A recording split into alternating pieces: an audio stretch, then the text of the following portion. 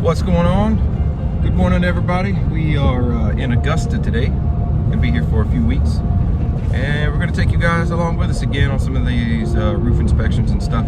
Had some straight line winds out here, pretty widespread, so I expect us to find the usual. There's gonna be crazy damage and maybe no damage, but yeah, hang out with us for a little bit. We'll see what we find as usual. Go ahead and throw us a like and a subscribe. We appreciate you guys tagging along with us on these videos. And we'll see you on the first one. Good morning. Hope everybody's doing well today. It is a little cold. It's about 34 degrees. Nice and crisp. We're on our first inspection this morning. Really nice view out here. Reason we're out here, we have a pine tree down. And of course it got the front of the house pretty good. A lovely pool. I can't wait to see this from the top of the roof. Let's check this out. Look at this. Isn't that nice? They got all these windows all down through here and all into, I mean, you just got amazing views of this nice little ridge here. So I'm actually kind of surprised to see a view like that out here, being so close to the coast. But yeah, so we've got the tree here, smashed the gutter. We got some holes in our decking. This is something that we're gonna have to cover up. Yeah, this is a real quick inspection as far as our documentation's going. This shingle is only, what do you say, house was built in 2016, so we've got six-year-old roof, 5-year-old roof. And as you can see, like many of the other ones we've been on, there's just nothing to discuss. I mean, it's practically a brand new shingle. I guess we're gonna wrap this one up, and we got plenty more on tap, so we'll see you on the next one and we'll see what we find there. All right, we're at the next stop, somewhere in South Carolina. I don't really know where these towns are. I can't remember the names, but we're at Mrs. Clark's house. This has got to be a 20-year-old roof. So we've got basically a white 3-tab. The west and south facing slopes are the damaged slopes. So we've got some here. Most of it is this slope here and this slope here. So we're actually gonna have to put a tarp on right here. We do have some felt showing. Interesting to see this roof because you've got these slopes that face south and west just have a ton more deterioration going on than the other slopes of the roof. This being the east, you see the difference, not quite as worn out. And then the back side is the north side. And one of the other things I wanted to, beside the fact that, you know, we've been on some other roofs and there's been like damage all over the roof. And this past event was, you know, straight line gust. We don't see that. It's only on like one slope or two slopes, and there's no damage on these other slopes. My wife's calling me. Hold on. All right, we've got this tarp put on for Mrs. Clark, so she's not gonna have to worry about any water coming in.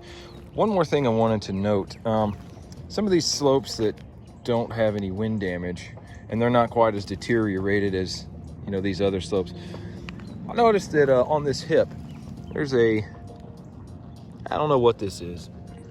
It's possible it could be old hail. That was my first thought. We got another one here.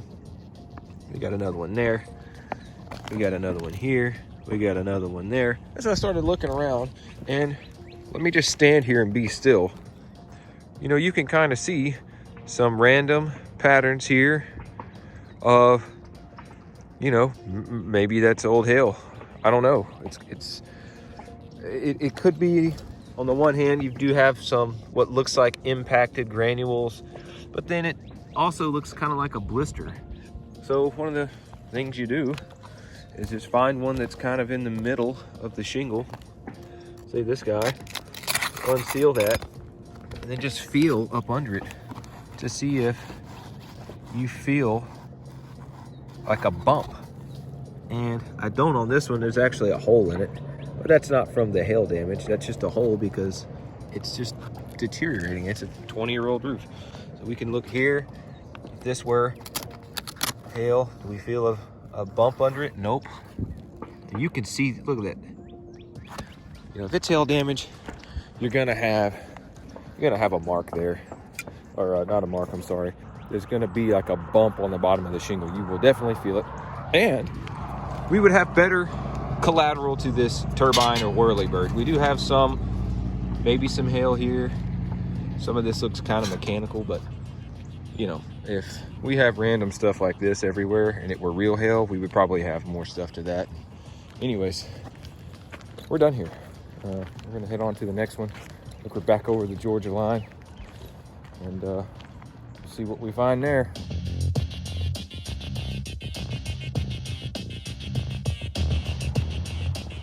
Okay, roof number 3 today, back on Georgia. We're in Martinez. We got a little gable roof with a gable extension here. And we've only got damage really in a couple areas. This is south, and so obviously that's west. So we've got a little bit of trees here kind of blocking the straight line winds, but they're not very tall.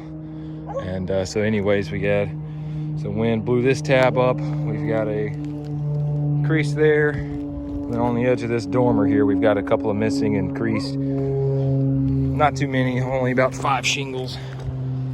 And on the front, we've got 1 on this corner. So really nothing else going on. There's definitely no hail damage. We've got a really small dents to our little HVAC cap. That's very normal. Just because you've got a small dent that's this big around, pea size, does not mean there's supposed to be hail on the roof. You know, I could throw a piece of chalk at this and dent it. And so anyways, we're wrapping this one up. We're done here. This was a quick stop. All right, cool. Let's get off here. We'll see you.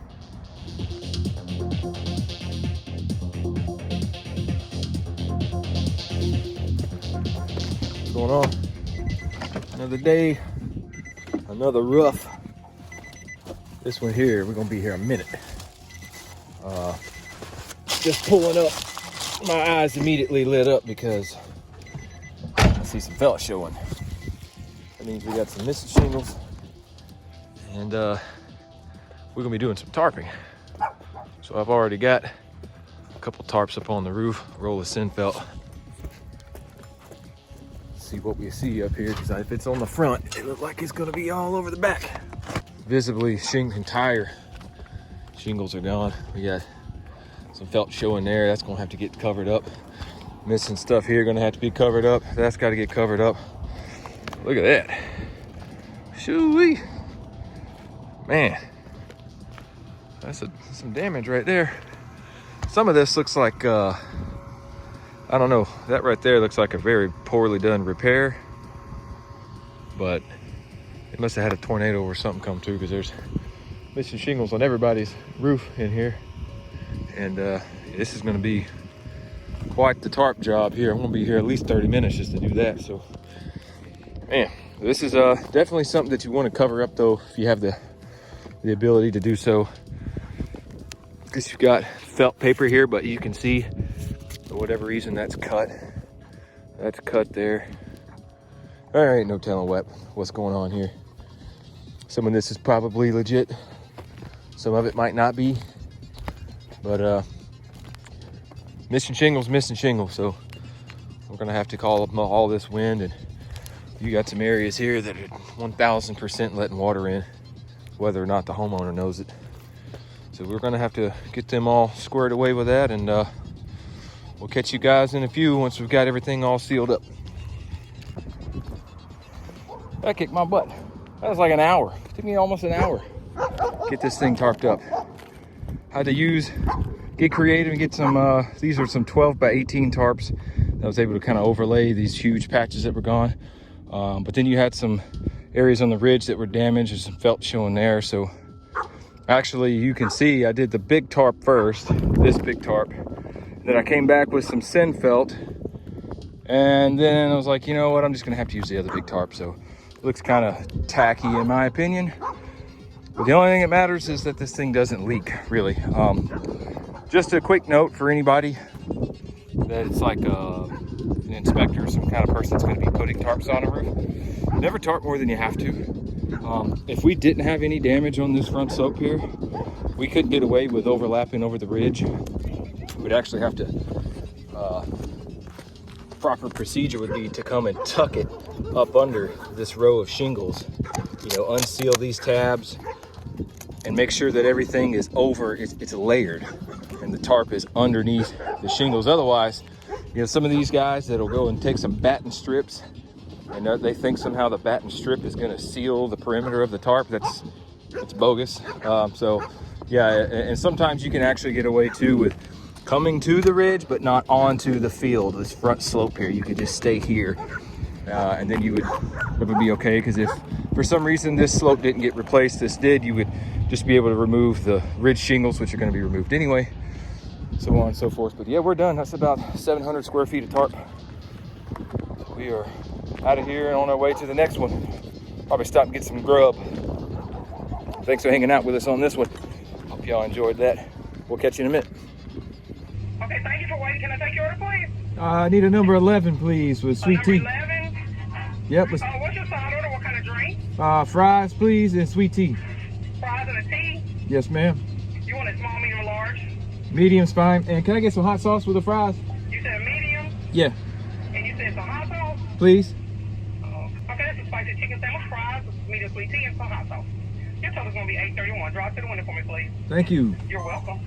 I'm gonna try this Popeye's chicken sandwich. Every time I come here, I aim to get the chicken sandwich, but they always get me with that 3-piece dark spicy, man. I can't. It's like kryptonite almost. So we actually did it this time. We ordered a chicken sandwich. So we are pulling up to the hotel, not the one I'm staying at, the one that we're about to inspect. This is a Best Western, I believe. We might fly the drone. I don't know. That's an ugly mustache. I'm about ready to shave that dumb thing off. Yeah, so looking at the structure last night on Google Earth, my notes said I needed a 40-foot ladder, which obviously I do. But I was looking at this, you know, I could probably access this part and then use my collapsible ladder to go from there to there. But I just don't really want to do that. So we will be flying the drone. It's going to be the safest bet. This is pretty straightforward. We got tons of shingles missing off this thing. So we're going to get Mr. Drone out. That'll be that. Now, of course, because we're flying the drone, there's going to be a few things that are going to be a little bit difficult, like marking the roof, for example. You can still do that with markup, like on your phone. You can write on some of your photos. You know, you can go in and zoom in on some wind damage, make you a couple of little marks and stuff like that. For some of the other stuff, I found a little one-story access section over this exit door here. We can use the shingle gauge right here on the edge, pitch gauge, and then of course I'm cheating. And for my damage totals, I've just written front, right, back, and left. And that'll at least give me something that I can say is, you know, for the front, you know, there's 12 missing shingles or something. Just a little cheat code for some of you guys who may have not had to deal with this commercial crap. So now we get to fly.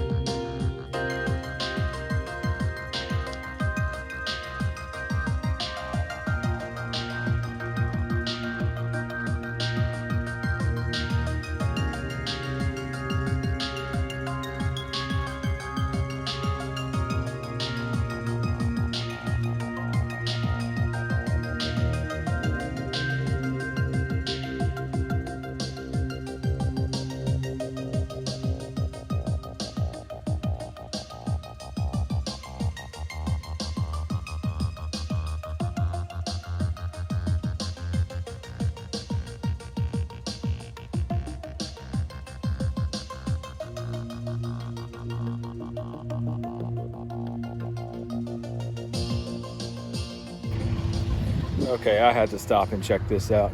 This is a cotton field. You've never seen a cotton plant. It's weird. It's like a plant that just grows cotton on it. Yeah, very weird. And so, got this huge bale of cotton. Isn't that weird? It is just so weird.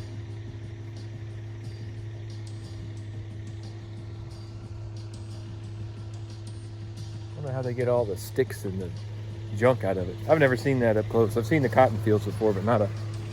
I wonder how much that thing weighs. That's got to be... God, that's got to be a couple thousand pounds.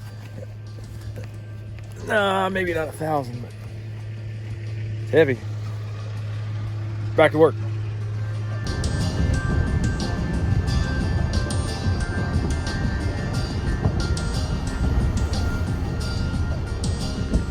Gosh dang, that was a haul. Like 2 hours to get down here. We are in Vidalia, Georgia. But nobody here actually says that. You say Vidalia. So let's ladder up and hop up here and see what we got. It's a little brick house, little hip roof. Got a laminate shingle on it. There's a couple of areas that are kind of raised. Might be from nail pops pushing the shingle up. Probably not wind, but we'll see. Can't judge it until you get up there. Quick note before we get on the roof. I've trained a few guys that don't have drip edge in a particular area. That's just this piece of metal here. It's just a piece of aluminum banding that goes around the eave. You can install them on the rake as well. I'm not seeing any missing shingles. Nothing on the hips, nothing on the ridges. Take a quick glance. Don't see anything that is hail related. Sometimes I really wonder why people file insurance claims. I had one the other day. This guy filed a claim because a tree fell in his backyard. Didn't hit anything, didn't damage anything, just a tree fell. So, I don't know. I guess if you're not in the insurance world or you don't do this for a living, you don't understand. But that is a waste of your time. I don't see anything up here that looks like damage. So that makes me wonder, like I said, why was the claim filed? I mean, this is parts that I saw from the ground. I mean, there's a nail head right there. Can you see that? It's just pushing the shingle up to where it's unsealed. There's another one right here. Same thing. There's a nail right there. I don't know what this doohickey is, but it looks like a toy. There you go. That's what they called me out here for. They needed me to help get that toy off the roof. And so they called their insurance company and they're like, well, we'll send a guy out. Yeah, he'll get on the roof and put your toy back on the ground for you. All right, we got to make some marks on the roof, do our little report. So we're done here. This is a dud. This is only the second dud I've had since I got here. We are on day, been here almost a week. It's 30, 40 something inspections. Is that right? About 30, 35? Only 2 of them have not had damage. So catch you on the next. See you. Well, just like that, we're out of here. Like, meaning we're out of here. We're headed back home. We're done with our deployment. It was right at 2 weeks. And the old ball and chain doesn't know that I'm headed back, so we're gonna surprise the fam. And yeah, thanks for hanging out with us. Hopefully you saw something cool, or maybe you learned something. Or we did a ton more inspections in this one than I normally try to keep it to 3 or 4 inspections, because you get to talk a little bit more about each one of them. But we've got enough cataloged already. I feel like we've kind of we're talking about the same thing sometimes, so you can go back and look at some of those videos if you haven't seen them yet. I would highly encourage you to. And that's it. We'll see you on the next one. Take care.